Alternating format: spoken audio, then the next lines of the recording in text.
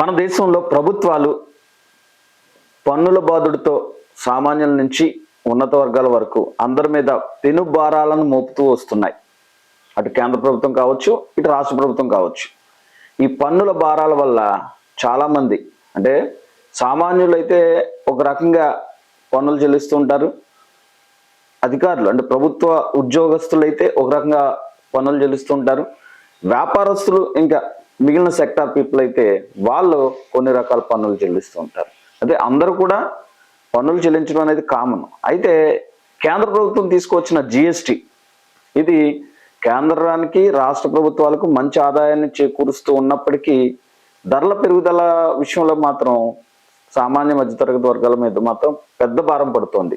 అసలు ఈ పన్నులు ఏ విధంగా ఉండాలి, పన్నుల సరళీకరణ, పన్నుల సంస్కరణలు ఏ విధంగా ఉండాలంటే దీనికి సంబంధించి ఆర్థిక రంగ నిపుణులే బాగా చెప్పగలుగుతారు.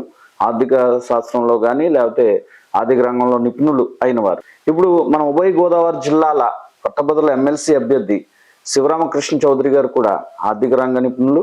ఆయన ఆర్థిక శాస్త్రంలో కూడా ఆయన మంచి ఉన్నత విద్యావంతులు కాబట్టి ఆయన్ని అసలు ఈ పన్నుల సంస్కరణలు ఏ విధంగా ఉండాలన్నది గురించి ఒకసారి అడిగి తెలుసుకుందాం. సరే, ఇప్పుడు మన దేశంలో ఆదాయ పన్ను లేకపోతే సామాన్య మధ్యతరగతి ప్రజలు అందరి మీద పన్నులు అనేది కామన్ గా కేంద్ర రాష్ట్ర ప్రభుత్వాలు విధిస్తూ ఉంటాయి. ఈ పన్నులు విధించడంలో చాలా వేరియేషన్లు ఉన్నాయి. అది సామాన్యులకు కూడా పెద్దగా అర్థం కావడం లేదు. ఎలాగా ఏంటన్నది అసలు సామాన్యులకు అయితే అర్థం కాదు నాకు తెలిసి. మాదిరిగా ఈ పన్నుల సంస్కరణలు ఏ విధంగా ఉంటే బాగుంటుంది, అది ఒక ఆర్థిక రంగ నిపుణులుగా మీరేం చెప్తారు ఈ పన్నుల సంస్కరణల మీద? నమస్తే అండి. మన దేశంలో పన్నుల విధానం అనేది సామాన్యుడికి అర్థం కాదని మీరు అన్నారు. సామాన్యుడికే కాదండి, ఆ పన్నులు విధించి వసూలు చేసే ప్రభుత్వాలకు కూడా పెద్ద ఏం అర్థం కాదు. ప్రభుత్వాలకి పన్ను విధించే అధికారం ఉంటుంది, అది శాస్త్రపరంగా సరైందే. అయితే పన్ను విధించడానికి అధికారం మాత్రమే సరిపోదు. ఇది ప్రజాస్వామ్య దేశం. రాచరికంలో కూడా పన్ను విధించడానికి కారణం చెప్పాలి. ఏదైనా ప్రభుత్వం ట్యాక్స్ వేసేటప్పుడు ఎందుకు వేస్తున్నారు అనే దానికి కారణం చెప్పాలి. ఇప్పుడు వస్తు సేవల వినియోగ పన్ను అని కేంద్రం వేస్తూ ఉంది. ఎందుకు వేస్తున్నారు అన్న దానికి కారణం ఏంటి, మీకు ఏమైనా ఐడియా ఉందా? మీరు చెప్పండి సార్. వస్తు సేవల మీద ఒక వినియోగదారుడు మార్కెట్ ద్వారా వస్తు సేవల వినియోగాన్ని పొందుతున్నాడు. సో ఆ మార్కెట్కి మీరు ఎలా వెళ్తున్నారు? జేబులో డబ్బు రూపంలో మీరు మీ డబ్బును ఖర్చు చేసి మార్కెట్ నుంచి వస్తు సేవలు పొందుతున్నాం. ఆ డబ్బుని ప్రింట్ చేసేది ఎవరండి? ప్రభుత్వమే కదా. ప్రభుత్వం. మీరు వస్తు మార్పిడి పద్ధతిలో మీరు మార్కెట్లో ఏమీ వ్యాపారం చేయట్లే.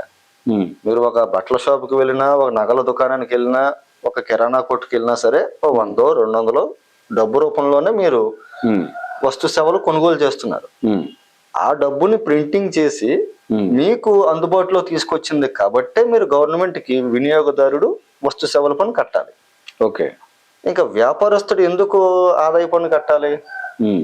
ఆ వ్యాపారస్తుడు కూడా తాను అమ్మేటటువంటి వస్తు సేవలను డబ్బు రూపంలోనే ఆదాయం పొందుతున్నాడు కాబట్టి సో ఆ డబ్బును ప్రింట్ చేసి అందుబాటులోకి ఇచ్చినటువంటి గవర్నమెంట్ కి వీడు ఆదాయం పన్ను కట్టాలి. ఓకే. ఇది స్థూలంగా మనం పన్నులు కట్టడానికి కారణం. అయితే నేను కోరుతుంది ఏంటంటే ఈ పన్నుల సంస్కరణలు మొదలు కావాల్సిన అవసరం ఉంది.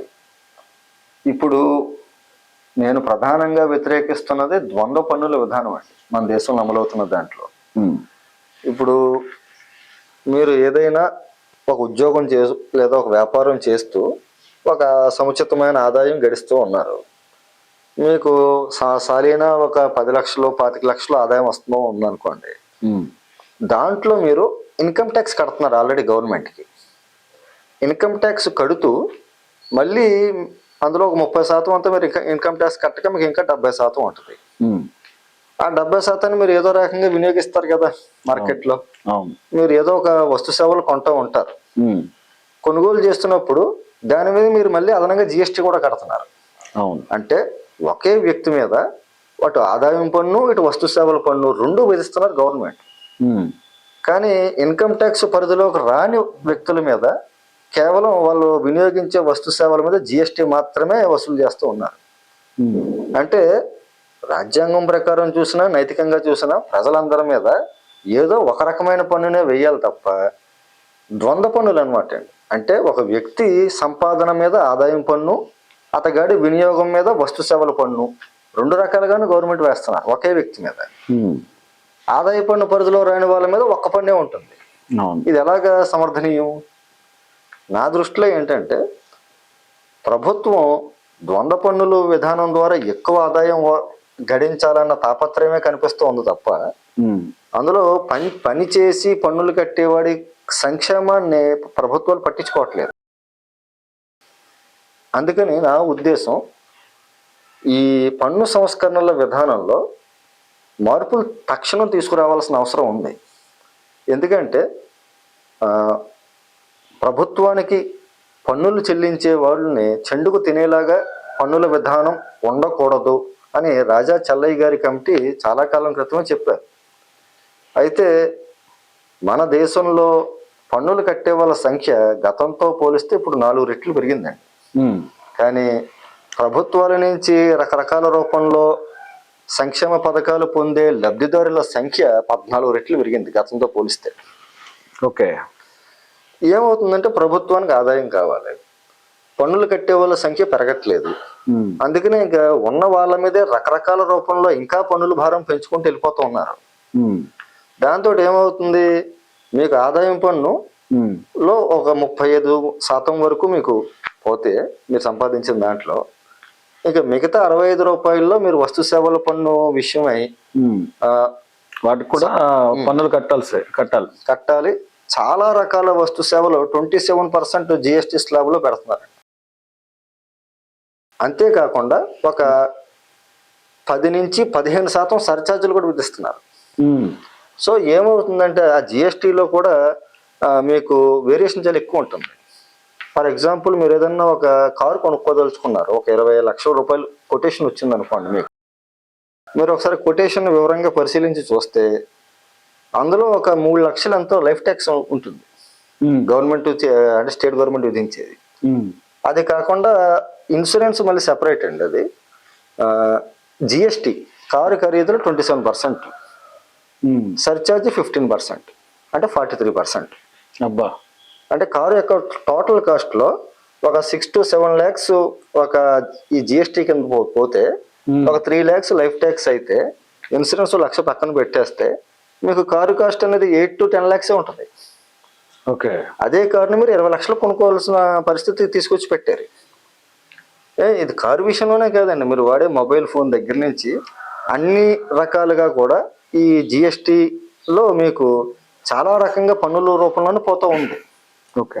నేనేమంటానంటే ఒకే వ్యక్తి దగ్గర నుంచి మీరు ఇన్కమ్ ట్యాక్స్ మరియు ఈ జిఎస్టీ ఈ రెండు వసూలు చేయడం వల్ల వాడు సంపాదించే దాంట్లో 100కి 60 నుంచి 65% గవర్నమెంట్కే పోతూ ఉంది. ఇప్పుడు నేనేం అడుగుతున్నాను, ఈ దేశంలో పుట్టినవాడు ప్రభుత్వానికి పన్నులు కట్టడం కోసమే పుట్టాడా? వాడికి ఎంతో కొంత మనం రిలీఫ్ ఇవ్వాలి కదా. నేను కోరుతుంది ఏంటంటే ద్వంద్వ పన్నుల విధానం రద్దు చేయండి. ఎవరైతే ఆదాయం పన్ను కడతారో వాళ్ళకి జిఎస్టీ మినహాయింపు ఇవ్వండి. బాగుంది. ఆదాయం కట్టేవాళ్ళంటే ప్రభుత్వ ఉద్యోగులు వాళ్ళు అవుతారు. ఆదాయ పన్ను కట్టేవాళ్ళు ఎక్కువ శాతం అంటే ఒకటే. వ్యాపారస్తులు కూడా ఉంటారా? వ్యాపారస్తులకి అయితే కార్పొరేట్ ఇన్కమ్ ట్యాక్స్ కడతారండి వాళ్ళు. ఇది కాకుండా ప్రైవేట్ ఎంప్లాయీలు కూడా ఇన్కమ్ ట్యాక్స్ కడతారు. వ్యక్తిగత ఆదాయం పన్ను, కార్పొరేట్ ఆదాయం పన్ను రెండు వేరువేరుగానే వసూలు చేస్తారు. అంటే ఆదాయం పన్ను కట్టే వారిలో, ఆదాయపు పన్ను చెల్లించే వారిలో ప్రభుత్వ ఉద్యోగులు ఉంటారు, ప్రైవేట్ ఉద్యోగులు కూడా ఉంటారు. అంటే గవర్నమెంట్ పరిధిలో ఉన్న వాళ్ళు ఆదాయ పన్ను కడుతున్నారు కాబట్టి జిఎస్టీలో కొంచెం వెసులుబాటు కల్పించాలంటారు. జిఎస్టీ పూర్తిగా తీసేయాలి, వాళ్ళకి తీసేయాలి. అది సాధ్యం అవుతుంది అంటారా? ఏమండి, ఇప్పుడు సాధ్యాసాధ్యాలతో నిమిత్తం లేదు. మనం న్యాయము ధర్మం అనే దాన్ని బట్టి చూసుకుపోవాలి. ఓకే. ఇప్పుడు మీరే ఉన్నారు, మీ మీద ఒక బస్తా మూట పెడితే మోయగలుగుతారు. 2 బస్తాలు పెడితే మీ పరిస్థితి ఏంటి? మోయలేం కదా. ప్రభుత్వం ఆ భారాన్ని మోయాల్సింది ప్రభుత్వం, మీకు సంబంధం లేదు. ప్రభుత్వం తన భారాన్ని మీ మీద నెట్టేస్తూ ఉంది. ఎప్పుడైనా సరే దేశానికి పనిచేసి ప్రభుత్వానికి పన్నుల ఆదాయం సమకూర్చే వాళ్ళ పట్ల చాలా జాగ్రత్తగా చూసుకోవాలి వాళ్ళని. ఎందుకంటే మీరు అబ్జర్వ్ చేయండి, ప్రస్తుతం మన దేశంలో high standards, high level skill ఉన్న వాళ్ళు ఎవరు మన దేశంలో ఉండడానికి ఇష్టపడలేదు. చాలామంది USA, UK ఇలాంటి అవుట్ ఆఫ్ కంట్రీస్కి వెళ్ళిపోతూ ఉన్నారు. మనం సరిగ్గా గమనించండి, ఇండియాలో ట్యాక్సులు ఏ రేషియోలో ఉంటాయో అమెరికా, UK అలాంటి చోట్ల కూడా ట్యాక్సులు ఆ రేషియోలోనే ఉంటే ఇంకాస్త ఎక్కువే ఉంటాయి. లోకల్ ట్యాక్సెస్ కూడా చాలా ఎక్కువ. కానీ వాళ్ళు అక్కడికే వెళ్ళిపోవడానికి సిద్ధపడుతున్నారు తప్ప ఇక్కడే మన ఇండియాలోనో మన రాజమండ్రిలోనో ఉండడానికి ఇష్టపడట్లేదు. వాళ్ళు చెప్పే ప్రతి దానికి కారణం లివింగ్ స్టాండర్డ్స్. అక్కడ ఇక్కడ లివింగ్ స్టాండర్డ్స్, అక్కడ లివింగ్ స్టాండర్డ్స్ బాగుంటాయి, ఇక్కడ కొంచెం అంత బాగోవు అని వాళ్ళు ఆ కారణం ఎక్కువ మంది చెప్తున్నారు నాతో నేను మాట్లాడిన వాళ్ళలో.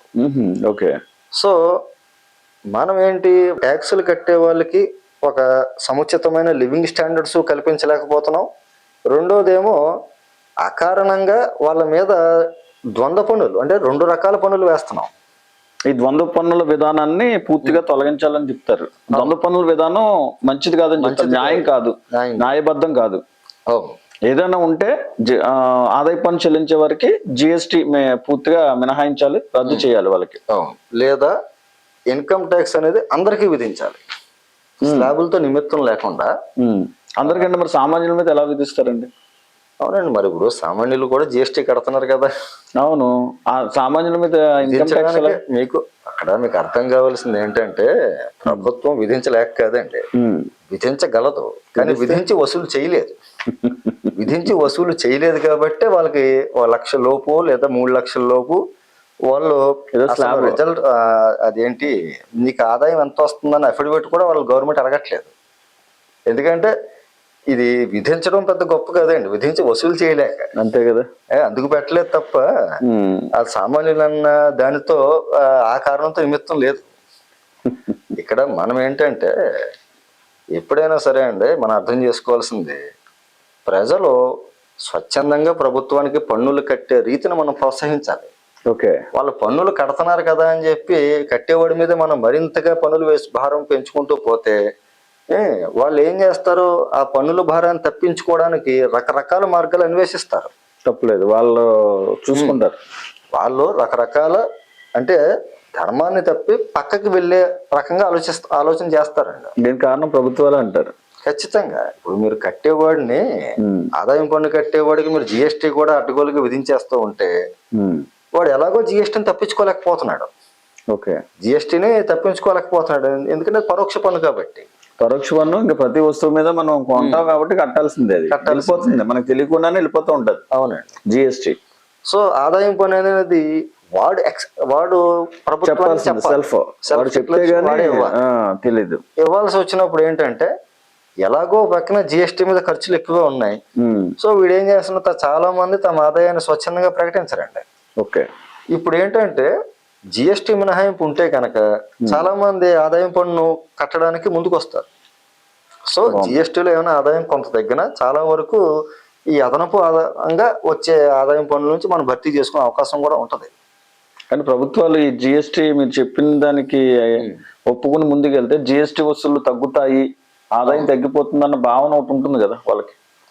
అవునండి, ఇప్పుడు ఆదాయం దానికి అంటే ఆదాయం తగ్గచ్చు, కానీ మనం అర్థం చేసుకోవాల్సింది పన్ను చెల్లించేవారు పెరుగుతారు కదా అంటారు. పన్ను చెల్లించే వాళ్ళు పెరుగుతారు. 2, ఇప్పుడు డబ్బు అనేది ఎవరి దగ్గర ఉంటది, ప్రభుత్వానికి పన్నుల ఆదాయం తగ్గింది నిజం, కానీ డబ్బు అనేది మన దేశం దగ్గర బయటకు పోదు కదా. అంతే కదా, డబ్బు అనేది ప్రజల దగ్గరే ఉంటది, సర్క్యులేట్ అవుతుంది.